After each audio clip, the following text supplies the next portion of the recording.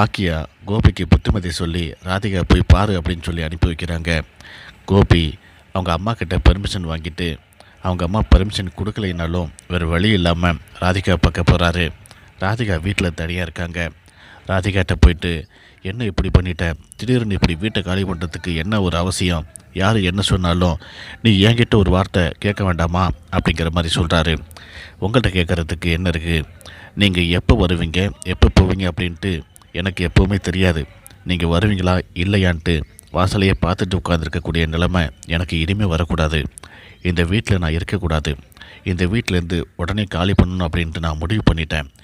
எனக்காகவும் என்னோடய மையுக்காகவும் தான் இந்த முடிவை நான் எடுத்திருக்கிறேன் அப்படின்ட்டு இங்கே ராதிகா சொல்லிகிட்டு இருக்காங்க. ராதிகாவை அந்த வீட்டை விட்டு போக விடாமல் தடுக்கிறதுக்காக கோபி எவ்வளவோ கெஞ்சுறாரு. வீட்டு ஹவுஸ் ஓனர் அப்போ வராரு. அவர்கிட்ட கூட நான் சொல்லி நிப்பாட்டுறேன், நீ சரின்னு ஒரு வார்த்தை சொல்லு அப்படின்னு சொல்லிட்டு கோபி கெஞ்சுறாரு. ஆனால் வீட்டை விட்டு காலி பண்ணணும் அப்படிங்கிறதுல குறிக்கோளாக நிற்கிறாங்க ராதிகா. இன்னொரு பக்கம் பாக்கியா வீட்டை கட்டுறாங்க. வெளியே போன தன்னுடைய பிள்ளையை காணாமே அப்படின்ட்டு ஈஸ்வரி இங்கேயும் அங்கேயும் அலமோதிட்டுருக்காங்க. எழில்கிட்ட சொல்லி ஃபோன் பண்ணி என்னன்னு கேளுடா அப்படின்னு சொல்கிறாங்க.